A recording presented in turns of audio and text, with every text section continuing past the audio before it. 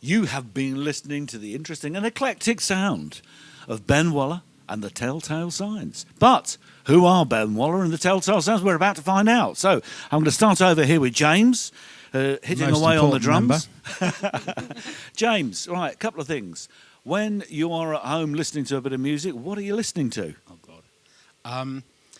An eclectic mix of music. I listen to a lot of Six music, actually, when I'm at home. But also, I've really got into a Kerrang bin recently.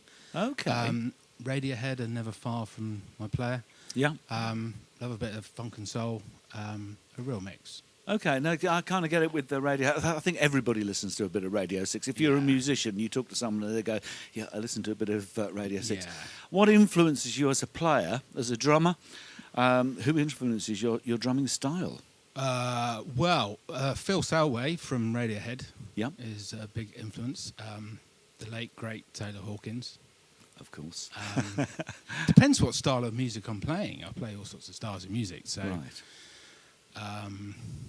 Ringo Starr. I was going to say, when you said Kerrang, I was thinking you might have suggested a bit of Slipknot in there, but... No, I wouldn't go quite that far. I wouldn't really keep up with that. Right, let's move on to Phil. Phil, you're at home, having a relax of an evening. What have you got on the record player, as it's a bit trendy to have a record player nowadays? I think one of the bands that I've been enjoying most recently is Another Sky. Have you heard of them? Which is kind of piano-led, amazing vocals. But like James, a lot of funk and soul, really. That seems to be what often comes up on my Alexa when we ask her to play something.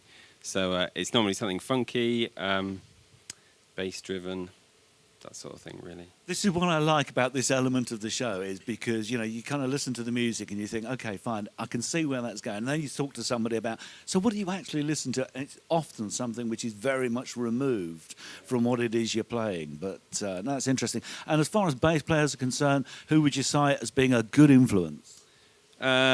Well, I grew up probably listening to Jamiroquai and Stuart Zender, I think his name is, and whoever played with them after he left the band. But that was kind of my formative bass playing. And then, obviously, kind of Motown stuff like James and that sort of stuff.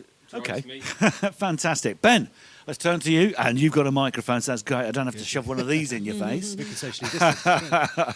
Absolutely. That'll do. Right, so you're at home, you're relaxing. What are you listening to?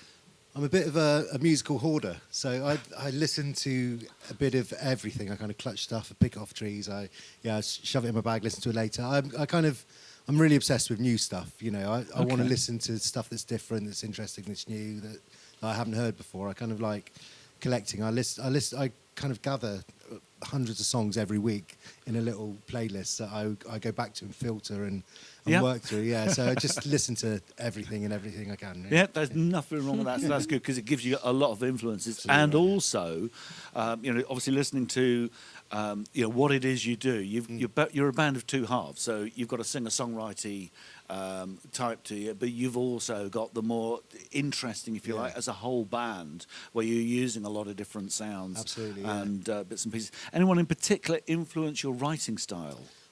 Probably looking at someone called Sufjan Stevens. He's a massive influence, really, and he does the same thing. He's got albums like Seven Swans, which are really kind of acoustic guitar driven, really singer-songwritery, and then stuff like Age of Odds, which is kind of nutty and electric and really strange. So that's a big influence. Excellent. Let's move over to Tina. So if I squeeze my way through here, Tina, Ben's sister. Yep.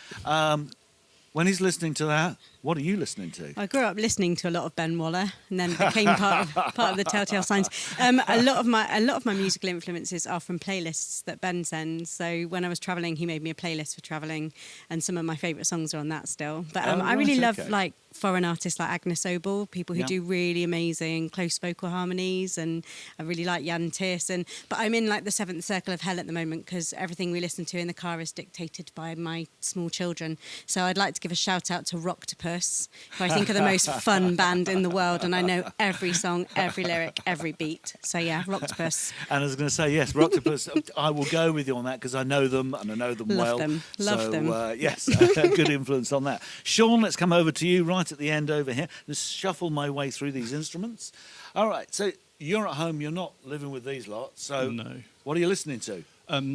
Pretty much anything that's not reggae is quite a common thing that Ben and I have. Like I like a lot of things, but there's nothing that's ever got me into reggae. And it's obviously not bad, it's just not my cup of tea. Yeah. But often whatever I'm going to see next, so on Wednesday I'm off to see Jeff Rosenstock, so listen to a lot of Jeff Rosenstock at the moment. So a lot of like punk and stuff, and also listen to a lot of like Frank Ocean and Earl Sweatshirt at the moment. All right, so just now, see, I'm a big punk fan, so I'm going to ask you now, name me one band that particularly influences you on the punk side. Punk side, probably not that much, because it was something that I got into a bit later. Right. So, but I mean, Jeff Rosenstock's probably one of my favourite artists of all time.